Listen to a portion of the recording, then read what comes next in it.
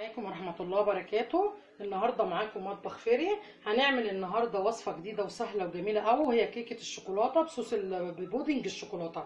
ان شاء الله هتعجبكم قوي. الطريقة سهلة وجميلة ان شاء الله هتعجبكم. زي ما انتم شايفين اهي، ادي الكيكة اهيت معايا، شايفين شكلها جميل ازاي. ان شاء الله كده هتعجبكم باذن الله، وطريقتها سهله وما بتاخدش وقت، والكيك بتاعي عايزه اقول لكم سبونش وطري جدا، جميل قوي قوي قوي قوي قوي. ان شاء الله كده كلكم تجربوها وتقولوا لي بقى في التعليقات ايه رايكم. يلا بقى مع بعض نشوف مقاديرنا ونشوف طريقتنا. هنحضر كيكه الشوكولاته بودنج الشوكولاته ديت ازاي. وادي المقادير اللي هنعمل بيها كيكه الشوكولاته الجميله النهارده. زي ما انتم شايفين انا معايا، بصوا، كوبايه ونص اهي، كوبايه ونص دقيق نخلاهم مرتين، ومعايا كوبايه سكر اهي مليانه، ومعايا زي ما انتم شايفين نص كوبايه ميه من الحنفيه عادي، ومعايا 3 بيضات فاصله الصفار عن البياض، الصفار لوحده والبياض لوحده، ومعايا بقى كاكاو، ومعايا فانيليا وبيكنج باودر، ومعايا ذره ملح صغيره. دي المقادير اللي هنعمل بيها الكيكه بتاعتنا. وطبعا هيبقى معانا كوبايتين لبن اللي هنسقي بيهم الكيكه بعد ما تخرج من الفرن. بس هنبتدي بقى واحده واحده كده معانا. هنشوف بقى مقاديرنا. اول حاجه هنعملها، هنجيب البوله كده بتاعتنا، واول حاجه هنعملها هننزل بالبياض البيض اللي عندنا دوت اهو، وهننزل بذره الملح اللي احنا مجهزينها، ذره بس يا ولاد، بصوا ذره بسيطه جدا اهي، هنحطها عليها. ونبتدي بقى نعمل ايه، هنبتدي نضرب بقى البياض دوت لحد ما ايه، ما يبقى زي الكريمه كده، زي المرنج. دي اول خطوه عندنا في الكيكه بتاعتنا النهارده. هنضرب بقى البياض ده لحد ما يدينا قوام زي الكريمه. وهو يا حبايبي زي ما انتم شايفين بقى اهو اتضرب معايا اهوت اهو. تعرفي منين انه نجح؟ بصي، تقلبي البوله كده اهو، ما بينزلش منها كده، يبقى انت ضربتيه كويس ووصل للمرحله الكويسه. بعد كده بقى هجيب بقى بوله تانية او طبق بقى او اي حاجه عندك اهو. هتنزلي بقى ايه بصفار البيض اللي احنا ايه، ال3 صفارات بيض اللي احنا كسرينهم اهو، تنزلي بيهم كده في الطبق، وتجيبي كوبايه السكر وتنزلي بيها عليهم كده اهو. وبعدين تجيبي كيس الفانيليا اهو وتحطي عليهم، وتبتدي برضو تضربي. هنضرب برضو لحد ما يدوني قوام كده، هوريهولكوا دلوقتي يبقى لونه ابيض كده وجميل، هوريهولكوا. بصوا بقى بعد ما ضربته ولونه افتح كده، هجيب بقى نص كوبايه الميه اللي انا مجهزاها من الحنفيه اهي، وانزل بقى بيها، وبرضو ارجع اضرب تاني في الخليط لحد ما يتمسك واديني قوام مظبوط اهو. بعد ما انتوا شايفين بقى اللي هو شايفين اللون بتاعها بقى عامل ازاي اهي. بعد كده بقى هنيجي في المرحله دي بقى، بصوا هجهز بقى ايه، هحط ايه يعني تقريبا كده معلقه خل كبيره، بصوا اهو. دي بتساعد في ان الكيكه بتبقى هشه كده، وبتبقى ايه حلوه، وبتبقى عاليه كده وهشه من جوه. خلاص اهو، وهنقلب. هنيجي بقى هنا في المرحله دي بقى هنعمل ايه، هنجيب بقى الدقيق بتاعنا اهو. هبقى مجهزه بقى الكيس البيكنج باودر اللي انا قلت لكم عليه، وهنجيب بقى الدقيق. بصوا هننزل بقى بيه ايه الاول قبل ما هنزل بالدقيق. بصوا المارينج اللي انا عملته ده هاخد منه كده معلقه كبيره كده اهي، وهحطها هنا كده وهقلبها اهو. تقلبيها بقى بصي بالراحه على قد ما تقدري، بصي وفي اتجاه واحد، يعني ما تقعديش تاخدي مره كده ومره كده، لا كله في اتجاه واحد. بصوا كده، وتاخدي من تحت لفوق لحد ما ايه، ما تلاقي المقادير دي كده انسجمت مع بعض اهو، زي ما انتوا شايفين كده. تفضلي كده تقلبي فيه كده من تحت لفوق وفي اتجاه واحد زي ما احنا قلنا كده اهو، زي ما انت شايفه كده. وهنعمل ايه بقى بعد كده، هجيب بقى طبق وهنزل بايه، بكوبايه ونص دقيق اللي انا جهزتهم. معلش بقى حبه وقعوا اهو، بالراحه. وهجيب بقى نص كيس البيكنج باودر اللي انا فتحته ده، هحط نص الكيس يعني حوالي معلقه كبيره اهي زي ما انتوا شايفين. واجيب بقى كمان ايه معلقتين كاكاو كبار اهو، شايفين بصوا المعلقه مليانه ازاي اهو اهو. وانزل بقى بيهم كده على الدقيق واقلب، اقلبه كويس كده.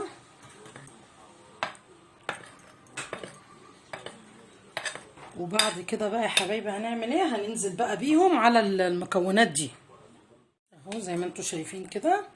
هننزل بشويه من الدقيق، ما ننزلش بقى بيه كله مره واحده، يعني مثلا الكميه ونص، الكوبايه ونص الكميه اللي عندنا دي ننزل بيها مثلا على 3 مرات اهو. ونقلب برده زي ما قلت لكم في اتجاه واحد اهو. نفضل نقلب لحد ايه ما الاقي الدقيق اختفى معايا اهو. واجيب من تحت كده لفوق عشان اقلب كله يتقلب، ما يبقاش ايه التقليب من على وشه. بصوا اجيب من تحت كده لفوق، هلاقي الدقيق اهو اختفى معايا ودخل في الخليط. هحط كميه تانية غيره ادي الكميه التانية. نحط كده شويه اهو وايه، ونقلب برضو من تحت لفوق اهو.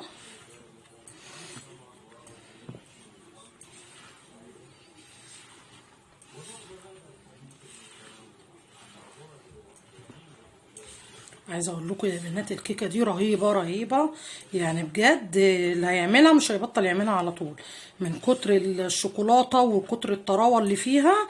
جميله جميله جميله، والاولاد هيحبوها جدا جدا اهو. هجيب بقى الكميه اللي فاضله عندي اهي، وانزل بقى بيها مره واحده خلاص كده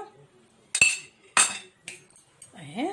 وبرضو اقلب بقى فيها لحد ما كلها تدخل بقى مع بعض، الخليط كله يمتزج ببعض يا بنات. شايفين بقى القوام بتاعها؟ بصوا قلبتها كلها. بصوا هجيب بقى ايه بقيه المارينج بتاعي اللي هو بياض البيض، وهنزل بقى ايه بالكيكه كده عليه بالراحه، بخليط الكيك اللي انا عملته ده. هنزل بقى بيه كده بالراحه.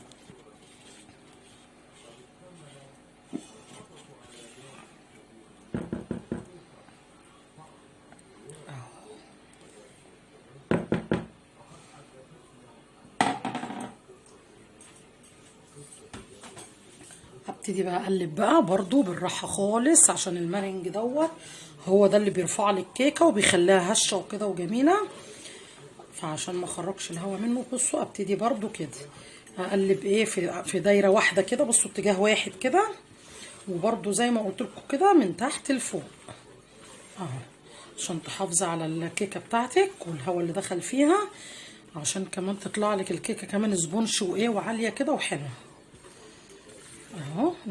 نفضل نقلب فيها كده لحد ما تتقلب كلها، ويبقى ايه القوام بتاعها كويس اهو. شايفين؟ بصوا اهي ما بتاخدش وقت اهي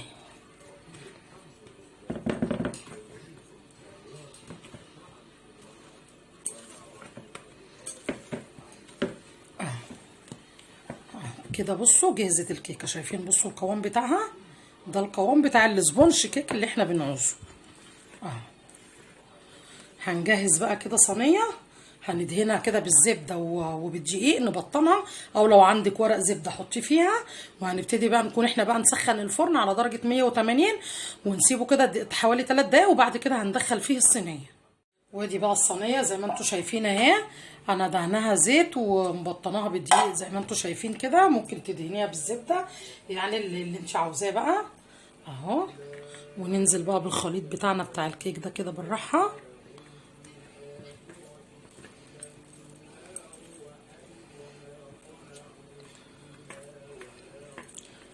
انا يا ريت كده ان شاء الله كده كلكم تجربوا الكيكه دي، هتعجبكم قوي قوي قوي، بالذات طبعا ان هي بالشوكليت. طبعا كل كبير وصغير بيحب كيكه الشوكليت، مفيش حد ما بيحبهاش، فهتعجبكم قوي قوي قوي قوي. ومقاديرها عايزه اقول لكم مظبوطه جدا وجميله جدا. عايزه اقول لكم ان الصينيه ديت مقاس 24، يعني انت كميه الخليط دي او الكيكه المقادير دي تعمليها في صينيه مقاس 22 او 24. بس انا بصراحه ما عنديش اصغر، هي اول مقاس عندي ال 24 ده. فبرضو يعني كويس المقاس، برضو المقادير عليه كويسه برضو. بس طبعا لو مقاس اصغر شويه اللي هو 22 الكيكه هتطلع اعلى من كده. بس كده اهو زي ما انتوا شايفين، اخبطها بقى خبطتين كده اهي. وزي ما قلت لكم بقى كده هروح ادخلها بقى الفرن على 180 على الشبكه اللي في النص، ولما تستوي بقى هنشوفها ونشوف هنكمل نعمل فيها ايه. دلوقتي بقى على ما الكيكه تستوي هنعمل بقى البودنج بتاع الشوكولاته اللي احنا هنعمله بقى الجميل اللي هنعمل بيه الكيكه. زي ما انتوا شايفين معايا كوبايتين لبن وكوبايتين حليب اهوت، ومعايا طبعا مغليين، ومعايا نشا زي ما انتوا شايفين، معايا نشا ومعايا كاكاو ومعايا مسحوق شوكولاته عشان نعزز الطعم بتاعها، ومعايا كمان برضو سما نوتيلا سما اهي اللي هي بديل النوتيلا الاصلي، هاخد برضو منها معلقه كبيره عشان نلاقي البودنج الشوكولاته ده هتلاقي ان هو طعمه يعني بصي مش هتفرقيه عن اللي بتجيبيه جاهز، طعمه هيبقى تحفه اكنك بتاكل شوكولاته خام. خلاص هنجيب بقى كده كسرولة نحط فيها اللبن اللي عندنا والحليب، هننزل كده بيه في الكسرونه كده زي ما انتم شايفين اهو. وبعد كده هننزل بقى بالكاكاو اهو، هنحط معلقه كاكاو مليانه زي ما انتم شايفين. وبعد كده هفتح مسحوق الشوكولاته اللي معايا، وبرده هحط منه معلقه كبيره هرميه كده كبيره مليانه اهو. ولو زادت طبعا مش هيجرى لها حاجه اهو، هي كده يعتبر حطيت معلقه ونص لان نزل طبعا كتير في الكسرونه، طبعا هيبقى جميل مش هيخسر. واجي بقى بمعلقه نشا زي ما انتم شايفين كده، هنزل بمعلقه نشا كبيره اهي، برضو معلقه كبيره.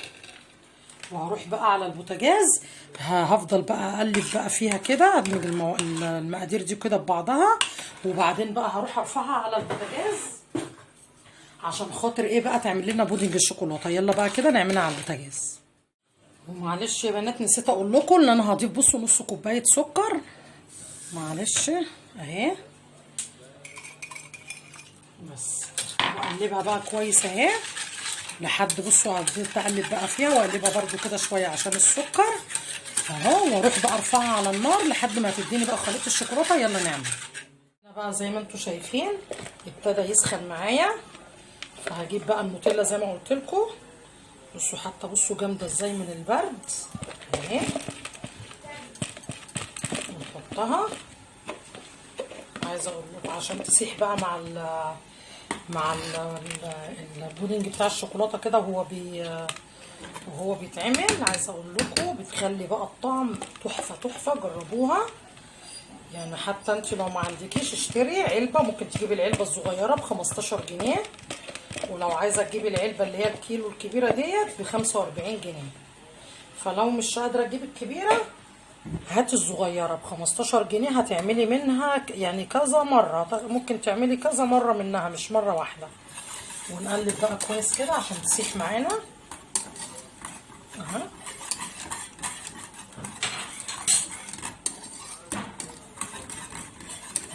شايفين بقى طول ما انا بقلب كده هي بقى بتسيح مع في قلب البودنج بتاع الشوكولاته ده. هنفضل نقلب لحد ما تديني القوام المظبوط. هي حبايبي بصوا هي لسه هي غليت اهي، بس انا لقيتها لسه عايزه نشا، فانا بصوا يعني معلقه ميه، معلقه واحده قلبت فيها معلقه نشا، وهنزل بقى بيها كده.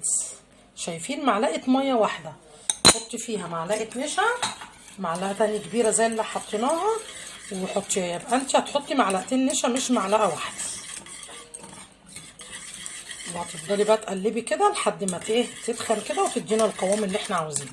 زي ما انتوا شايفين اهي غليت بقى معانا وتخنت اهي، اديتنا قوام البودنج اللي احنا عايزينه.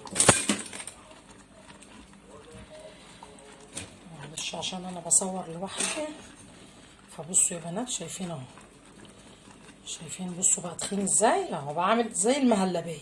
هنطفي بقى عليها النار دلوقتي اهي، طفيت عليها النار زي ما انتم شايفين اهو.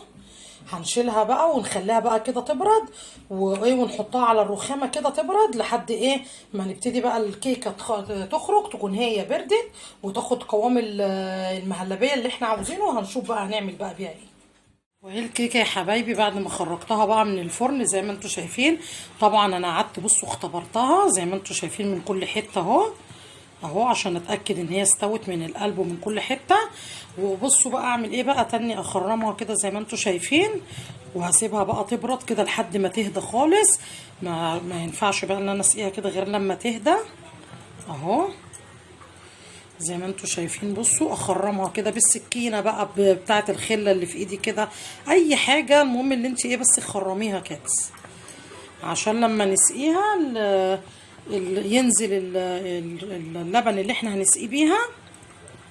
كوبايتين اللبن زي ما قلت لكم اللي هنسقيها بيهم يدخلوا بقى في الكيكه كلها عشان تبقى طريه كده وايه، وتدينا طراوه كده واحنا بناكلها بتبقى جميله جدا. وتتشرب بقى معانا ايه من الشوكليت بقى واللبن اللي احنا هنحطه اهو زي ما انتم شايفين. بصوا خرمتها من كل حته اهي، هسيبها بقى تهدى واوريكم بقى هنسقيها ونعمل فيها ايه تاني بقى يا بنات. زي ما انتم شايفين بقى الكيكه هديت معايا كده، هجيب بقى كوبايتين لبن وابتدي بقى ايه انزل على الكيكه زي ما انتم شايفين كده اهي، والف بقى الصينيه كده واسقيها من كل ناحيه اهي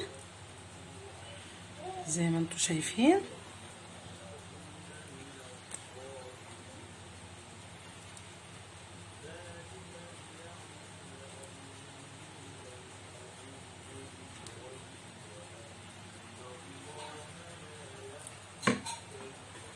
اهي يا بنات بعد ما سقيتها بقى هسيبها برده كده حوالي 10 دقايق ونبتدي بقى نشكلها ببودنج الشوكولاته اللي احنا عملناه. وبعد بقى الكيكه يا بنات ما اتشربت وسبتها 10 دقايق بقى، هبتدي بقى ايه اجيب كيس ثلاجه بقى زي كده او كيس حلواني، اي حاجه متوفره عندك.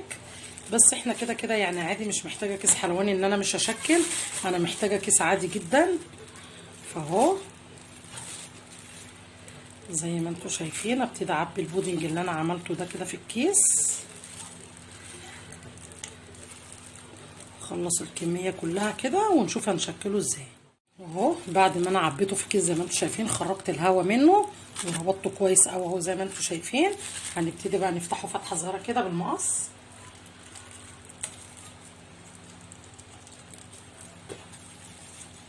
ونبتدي بقى ايه نعمل بقى بيه كده، نوزعه بقى على الكيكه بتاعتنا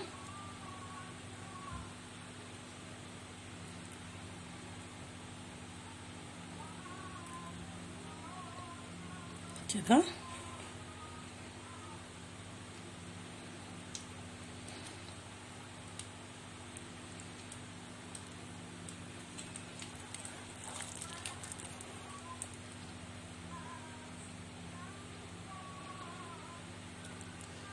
اهو بالشكل ده.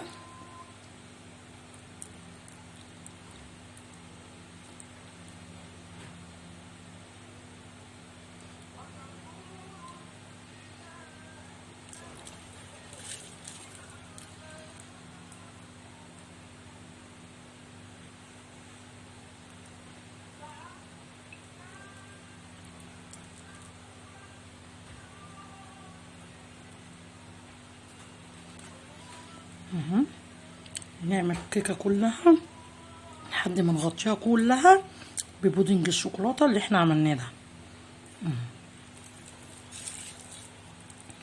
يعني كده لو في حتت نلاقيها فاضيه نعملها ما نسيبهاش.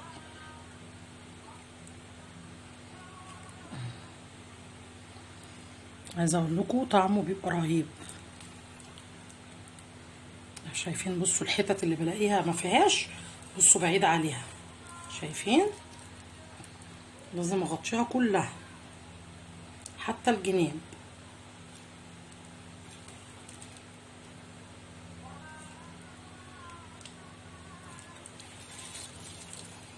اهي.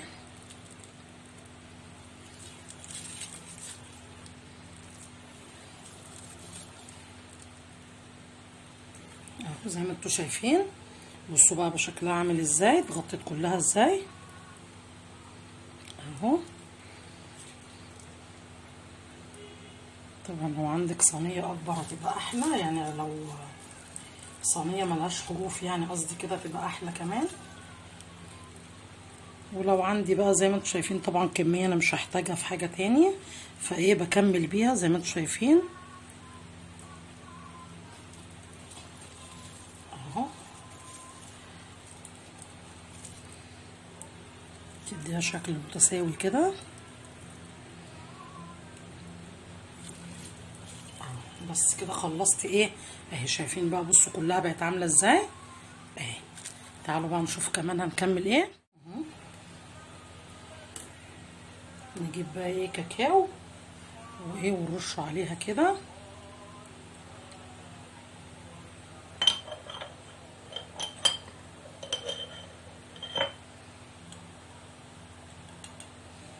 اهو.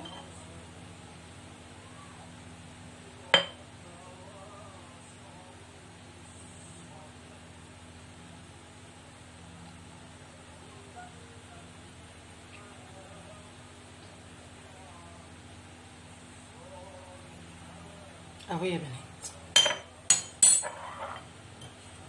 بس كده زي ما انتم شايفين انا غطيتها كلها اهي بالكاكاو اهي. في المرحله دي بقى هندخلها بقى ايه التلاجة ونسيبها بقى تجمد، وهنقطعها بقى مع بعض بعد ما تجمد في التلاجة. ايه بقى يا حبايبي الكيكه بعد ما حطيتها في التلاجة شويه، تعالوا بقى نقطعها كده مع بعض ونشوف بقى ان الشكل بتاعها اهي.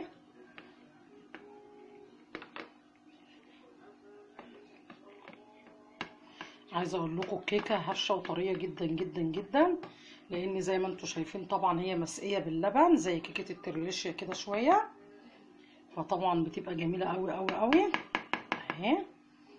هنجيب بقى كده طبق ونشوف بقى معانا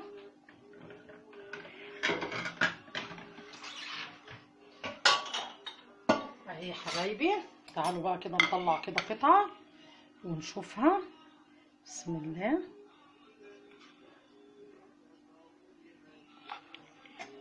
اهي كده. شايفين كلها شوكولاته وعامله ازاي اهي يا حبايبي. بسم الله الرحمن الرحيم اهي. معلش طلعت معايا قطعه زياده اهي زي ما انتم شايفين اهي. بصوا عاليه خالص، بصوا العلو بتاعها يا بنات. هي الكيكه عايزه اقول لكم اللي هي سبونش زي بتاعه التورت والجاتو. شايفين جميله ازاي. يلا بقى مع بعض نشوفها بقى كده وندوق حته. ثواني كده هوريها لكم على الطبق اهي اهي. شايفين بصوا عامله ازاي. بصوا الكيكه هشه وطريه من جوه جميله ازاي، وهي شكلها من جوه. ان شاء الله بقى تعجبكم باذن الله. وما تنسوش بقى لو عجبكم الفيديو اعملوا لي لايك واعملوا لي سبسكرايب، ونتقابل بقى مع بعض ان شاء الله في وصفه جديده من وصفات مطبخ فارس.